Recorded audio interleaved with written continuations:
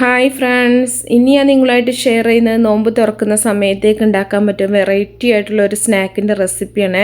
ഓയിലൊന്നും വേണ്ട കേട്ടോ, നമുക്ക് ഈ ഒരു സ്നാക്ക് ഉണ്ടാക്കി എടുക്കാനായിട്ട് നല്ല ടേസ്റ്റുമാണ്. അപ്പോൾ ഇതെങ്ങനെയാണ് ചെയ്യുന്നത് നോക്കിയാലോ. ആദ്യം തന്നെ ഒരു പാൻ അടുപ്പത്ത് വെച്ചിട്ട് അതിലേക്ക് 1 ടേബിൾ സ്പൂൺ ബട്ടർ ഇട്ട് കൊടുക്കുന്നുണ്ട്. ഉപ്പുള്ള ബട്ടറായാലും ഉപ്പില്ലാത്ത ബട്ടറായാലും കുഴപ്പമില്ല. ഇനി ഇതിലേക്ക് നമുക്ക് ഒരു വെളുത്തുള്ളി ചെറുതാക്കി അരിഞ്ഞതും കൂടെ ഇട്ട് കൊടുക്കുക. എന്നിട്ട് ഇത് നല്ല പോലെ ഒന്ന് മൂപ്പിച്ചെടുക്കണം. ചെറിയ തീയിലിട്ടിട്ട് വേണം ചെയ്യാനായിട്ട് കേട്ടോ, ബട്ടർ ആയത് കാരണം തന്നെ പെട്ടെന്ന് കരിയും. ഇനി ഇതിലേക്ക് 1 ടേബിൾ സ്പൂൺ മൈദയും കൂടെ ചേർത്തിട്ടുണ്ട്. മൈദയും കൂടെ ചേർത്തിട്ട് നമുക്കിത് നല്ല പോലെ ഒന്ന് മൂപ്പിച്ചെടുക്കാം. അപ്പോൾ മൈദയുടെ ആ ഒരു പച്ചമണക്ക് മാറി നന്നായിട്ട് ബട്ടറിൽ മൂത്തിട്ട് നല്ലൊരു സ്മെല്ല് വരും കേട്ടോ. ആ ഒരു സമയത്ത് വേണം നമ്മളിതിലേക്ക് പാല് ചേർത്ത് കൊടുക്കാനായിട്ട്.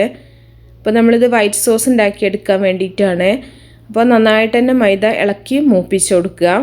അപ്പോൾ നിങ്ങൾ തീ വളരെ കുറച്ച് വെച്ചിട്ട് ചെയ്യുക കേട്ടോ, കരിഞ്ഞിട്ടുണ്ടെങ്കിൽ ടേസ്റ്റ് മൊത്തം മാറും.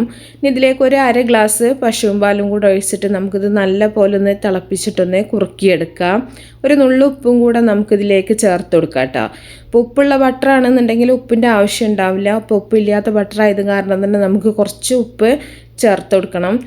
ഇനി ഇതിലേക്ക് നിങ്ങൾക്ക് വേണമെന്നുണ്ടെങ്കിൽ കുരുമുളക് പൊടി ചേർക്കാം. ഞാനിവിടെ കുരുമുളക് പൊടി ചേർക്കണില്ല. ഇത് നല്ല പോലെ നമുക്കൊന്ന് മൂത്തതിന് ശേഷം നമ്മൾ വേവിച്ച് വെച്ചിട്ടുള്ള പാസ്ത അതിലേക്ക് ഇട്ട് കൊടുക്കുന്നുണ്ട്. അപ്പോൾ ഞാനിവിടെ വളരെ കുറഞ്ഞ അളവിലാണ് പാസ്ത എടുത്തിട്ടുണ്ടായിരുന്നത്. അപ്പോൾ നിങ്ങൾക്ക് കൂടുതൽ വേണമെന്നുണ്ടെങ്കിൽ വൈറ്റ് സോസ് നിങ്ങൾ കൂടുതലായിട്ട് ഉണ്ടാക്കിയാൽ മതി കേട്ടോ. ഇനി നല്ല പോലെ ഇതൊന്ന് മിക്സ് ചെയ്യുന്നുണ്ട്.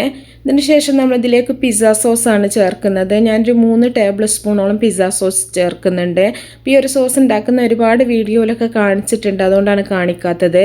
നമ്മുടെ സവാള, തക്കാളി, വെളുത്തുള്ളി, ക്യാപ്സിക്കം, മല്ലിയില ഇതെല്ലാം കൂടെ നമ്മളൊന്ന് വഴറ്റിയിട്ടൊന്ന് മിക്സിയുടെ ജാറിൽ അരച്ചെടുക്കുന്നുണ്ട്. അതിന് ഉപ്പ്, കുരുമുളക്, അതുപോലെ തന്നെ ടൊമാറ്റോ സോസും കൂടെ ചേർക്കുന്നുണ്ട്.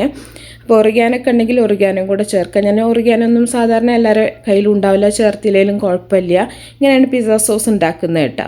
ഇനി ഇതിലേക്ക് നമുക്ക് കുറച്ച് മല്ലിയില അരിഞ്ഞതും കൂടെ ചേർത്ത് കൊടുക്കുക. അപ്പോൾ നല്ല ടേസ്റ്റി ആയിട്ടുള്ള ഒരു പാസ്തയുടെ മിക്സ് ഇവിടെ റെഡി ആയിട്ടുണ്ട്. അപ്പോൾ നമുക്കിത് വെറുതെ കഴിക്കാനും നല്ല ടേസ്റ്റാണ് കേട്ടോ. അപ്പോൾ ഇതൊരു സൈഡിലേക്ക് മാറ്റി വെക്കാം. ഇനി നമ്മൾ ഒരു കോഴിമുട്ടയും കുറച്ച് പാലും കൂടെ ഒന്ന് മിക്സ് ചെയ്തെടുത്തിട്ടുണ്ട്. അതിലേക്ക് സമൂസയുടെ ഷീറ്റാണ് നന്നായിട്ടൊന്ന് മുക്കിയെടുക്കുന്നുണ്ട്. ഇനി ഇത് നമുക്ക് കുറച്ച് ഓയിലൊന്ന് സ്പ്രെഡ് ചെയ്തിട്ടുള്ള ഒരു പാനിൽ ഇതുപോലെ വെച്ച് കൊടുക്കാം. ഓയിൽ വളരെ കുറച്ച് തേച്ച് കൊടുത്താൽ മതി കേട്ടോ, പാനിൽ ഒരുപാട് ഓയിലിൻ്റെ ഒന്നും ആവശ്യമില്ല. അപ്പോൾ നമുക്ക് ഓരോ ഷീറ്റ് ഇതുപോലെ വെച്ചിട്ട് നമ്മൾ ഇത് ക്രോസായിട്ട് 2 രീതിയിലും നമ്മൾ വെക്കുന്നുണ്ട് കേട്ടോ. ആദ്യം ഈ ഒരു ലെവലിൽ വെച്ചതിന് ശേഷം പിന്നെ അടുത്തത് നമ്മൾ തിരിച്ചിട്ട് അങ്ങോട്ട് ക്രോസ് ആയിട്ടാണ് വെച്ച് കൊടുക്കുന്നത്. അപ്പോൾ 2 രീതിയിലും വെച്ചതിന് ശേഷം നന്നായിട്ട് നമ്മൾ ഹോളൊന്നും ഇല്ലാണ്ട് നല്ല പോലെ തന്നെ പാനിൽ സെറ്റ് ചെയ്ത് വെക്കുക.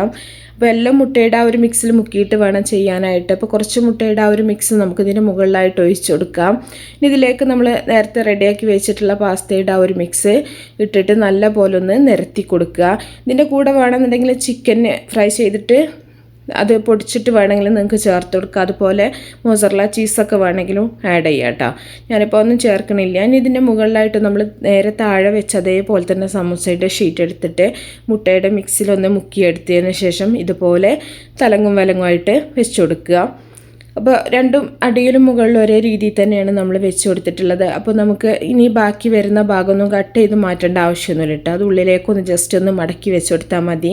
കട്ട് ചെയ്ത് മാറ്റണമെന്നുണ്ടെങ്കിൽ അത്രയും ഭാഗം വേസ്റ്റായി പോകും കേട്ടോ. അത് നമുക്ക് വെന്ത് കഴിഞ്ഞാലും നമുക്ക് കഴിക്കാൻ പറ്റുമല്ലോ, അതുകൊണ്ട് തന്നെ ഒഴിവാക്കേണ്ട ആവശ്യമില്ല. ബാക്കി ആ മുട്ടയുടെ മിക്സ് ഇതിന് മുകളിലായിട്ട് നമുക്ക് ഒഴിച്ചു കൊടുക്കാം.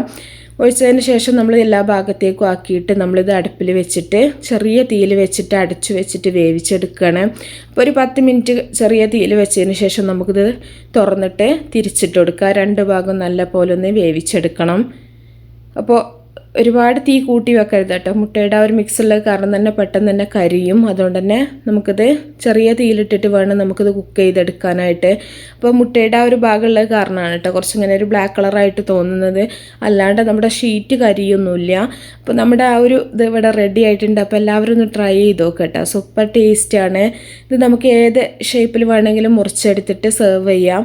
അപ്പോൾ ഉള്ളിൽ ആ ഒരു പാസ്തയുടെ ആ ഒരു മിക്സൊക്കെ ഉള്ള കാരണം തന്നെ സൂപ്പർ ടേസ്റ്റാണ് കേട്ടോ. അത് വളരെ എളുപ്പത്തിൽ നിങ്ങൾക്ക് ഉണ്ടാക്കിയെടുക്കാനും പറ്റും. അപ്പോൾ എല്ലാവരും ഉണ്ടാക്കി നോക്കുക, ഇഷ്ടപ്പെട്ടാൽ ലൈക്ക് ചെയ്യുക, ഷെയർ ചെയ്യുക. അപ്പോൾ നല്ല നല്ല റെസിപ്പികളൊക്കെ ആയിട്ട് നമുക്ക് അടുത്തൊരു വീഡിയോയിൽ കാണാം. ഓക്കേ.